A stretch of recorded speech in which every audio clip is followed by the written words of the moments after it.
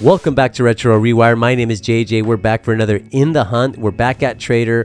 We're gonna continue the hunt on the second floor, and this time in part one we took a look at all the games in the display case. This time we're gonna hit the sales floor and see everything that they have to offer. In fact, we're gonna start with a little tour here of the place, and it's not actually very large, but they definitely are loaded with a lot of stock. And if you're new to the channel, welcome. Consider subscribing, hit the bell, all that good stuff. Support the channel. I would really appreciate that. And as you can see, it's definitely a bit of a small location, but like I said, it's just loaded with a lot of goodies. And usually when I come here, I'm usually here for about an hour or more.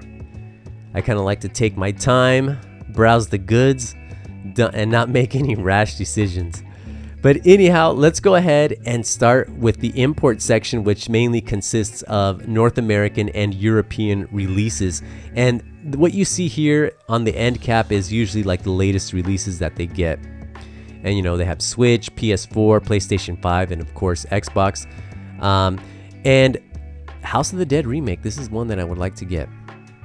Heard a lot of good stuff about that one. But here we have PlayStation 4.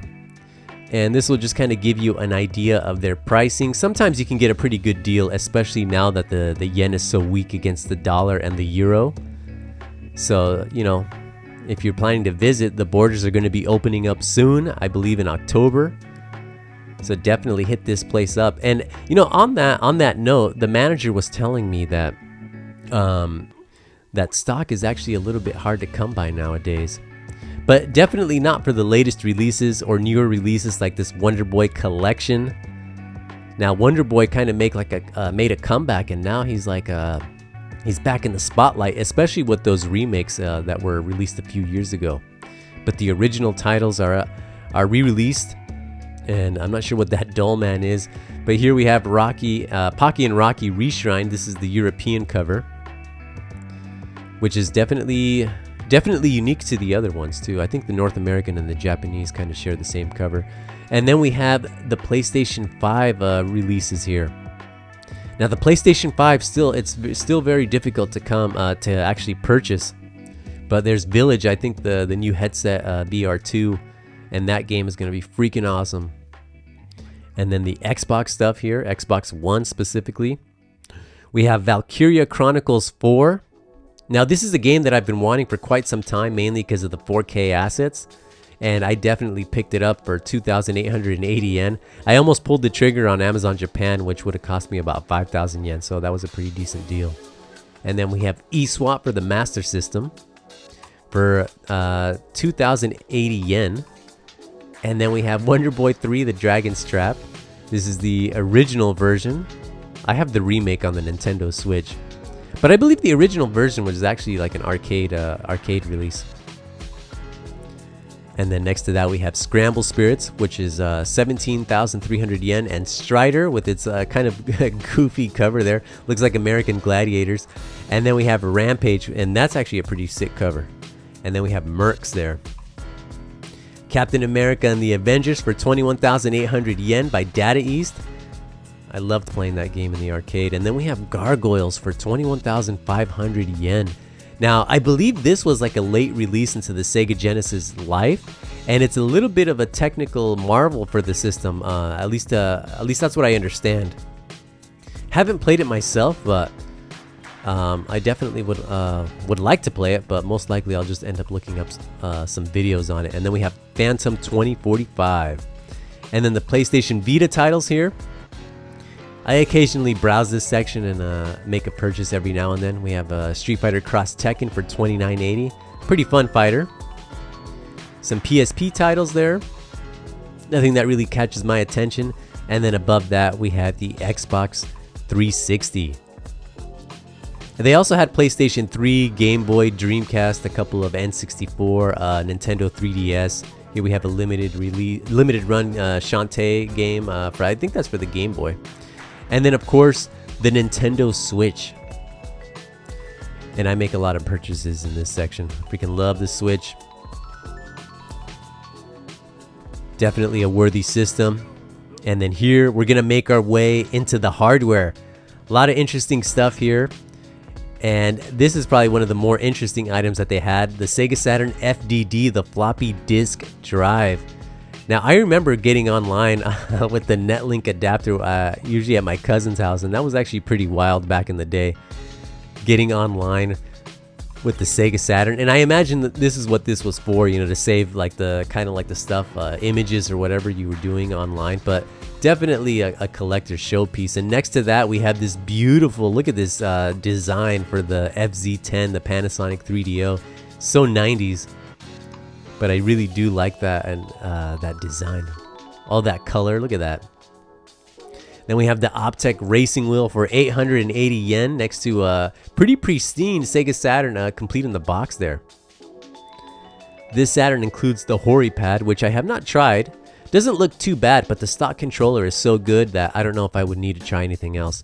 But the Sega Saturn, PlayStation, Super Famicom, 3DO, they all had a bunch of funky third-party controllers. And then we have a Duo RX, which includes the PC Engine and Duo controllers. I believe the RX controller is actually a 6-button one, but that one doesn't include the original joypads. And then we have the PC Engine here. Look how tiny this thing is. For 7,400 yen. But a nice design on that particular unit. Then we have the Drum Mania accessory. Look how massive that thing is. And then we have the OG Xbox. Freaking love this system. For 6,980 yen. That's not too bad of a price. And next to that, we have an interesting twin Famicom. Look at the color scheme on this bad boy. I don't think I haven't seen this color yet. But 23,800 yen. I'm not sure if these are reliable systems, so I don't know about their longevity, but they're definitely interesting. And you know, Sharp had a bit of a history with Nintendo, also producing TVs with built-in Famicom and Super Famicom functionality. But the twin Famicom, definitely a cool design though. And then we have the Sega SG-1000 Mark II. For 14,900 yen next to N64. And then below that, we have the Neo Geo CD. Oh, I had quite the journey with this recently with this system. In fact, I'm going to make a video on this system.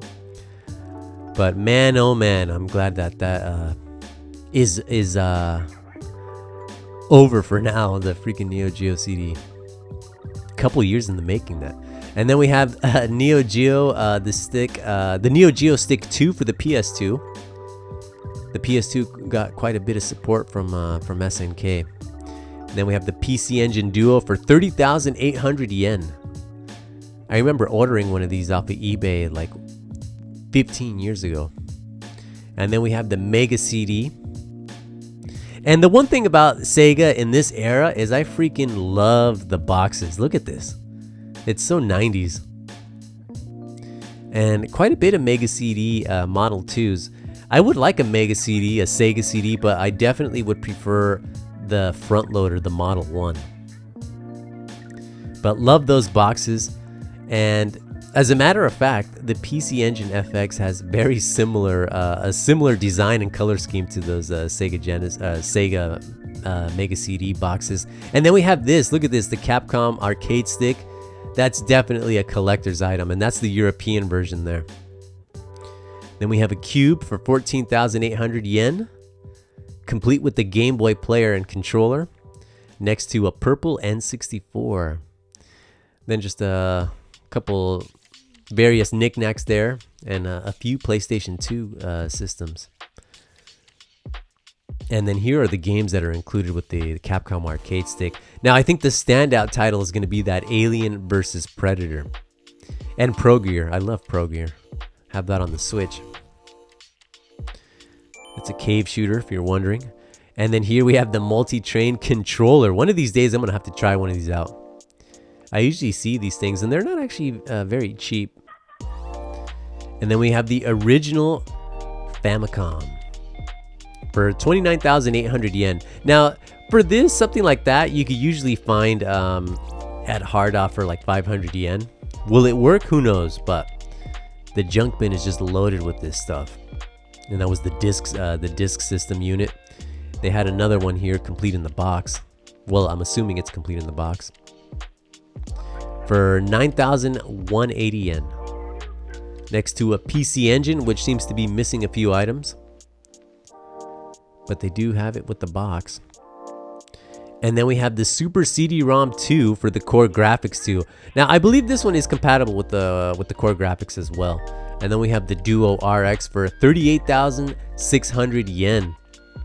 And then this little end cap here is just mainly all the junk stuff. And around the corner there, we can't see it, but they also have a lot of hardware. I'm not sure what this Xenogears release is all about, but they had a disc system unit complete with the little RAM adapter. And it could be just untested, who knows, but 4,000 yen. And then we're gonna make our way into the PlayStation 2 section, and this is pretty much gonna make the bulk of this video. In part 3, we'll take a look at PS1, Sega Saturn, Neo Geo CD, GameCube, all sorts of other good stuff. But there's just so much PlayStation 2 goodness that I just had to show the PS2 a little bit of love. Freaking legendary system with a legendary library of games. I think over 1 billion pieces of software this thing sold. There's just so much stuff for this system. But here we have ESP Galuda. I believe that's how that's pronounced. It's a cave shooter. 7,980 yen. One day I'm going to add this to my collection. And part 2 is actually out on the Nintendo Switch and as well as Steam, I believe. And then this is the Guilty Pleasure, the Castlevania arcade game. Early hamster release. And then we have the Gunbird 1 and Part 1 and 2 collection. Now, I'm not sure how these ports hold up, but I do have it on the Sega Saturn. I want to get Part 2 on the Dreamcast. But I definitely wonder about that release. And the PS2 had so many compilation releases like that. It's just crazy. And we have Star Soldier here. Now, this release, as well as the other ones in the same kind of the PC Engine series remakes, were also released on the Nintendo GameCube. And then we have Mushihime-sama. This game is freaking awesome, which is also available on the Switch and Steam.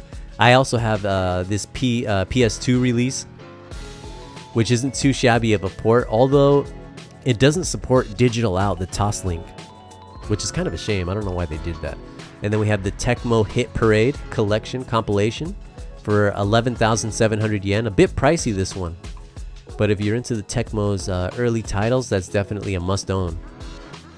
Then we have Metal Slug 4 and 5. I believe 3 also got a standalone release, as well as the anthology. So PS2 is just loaded to the brim with Metal Slug. Then we have Wanderer and the Colossus there. And then a bunch of fighting games. Look at this. This is the Samurai Spirits Anthology Collection next to Mark of the Wolves. Now, this port is actually superior to the Dreamcast one. I have both, and the Dreamcast one is just gonna, one of these days, it's gonna kill my laser. But then we have World Heroes Gorgeous. Now, the North American release to this World Heroes compilation is definitely a lot less expensive than the Japanese one. Not sure why that is. But then we have the Sunsoft Collection. I would love to get this. Mainly, specifically for Waku Waku 7. I have the Saturn version, but it's not that good. I wonder how the PS2 holds up. But then we have Berserk here. Freaking love this game. Although this game, if you're not a fan, the gameplay is really repetitive. Like super, super repetitive. But I love the lore. I love the story. I love it all. Here we have Busino by Atlas. Now, I believe this got a North American release. I'm pretty sure I saw it at a GameStop like years and years ago. But I could be making that up. I don't know. But I just feel like I've seen it. Then we have Gunbuster. I'm not sure what this one's about. Some kind of mecha type of game. Could be good. I don't know. And then here we have the visual novels. We have Maria Private Nurse, Shuffle, and not really sure what that one is, but Shuffle on the Stage and whatever that is. But these visual novels, they definitely took off on the PS2, and I think the Switch kind of picked up the mantle. But they seem to be popular. And then this is my favorite iteration of Virtua Fighter, the 10th anniversary for the PS2. Now, in North America, this is a part of the Virtua Fighter 4 Greatest Hits collection. So definitely worth picking up and trying out.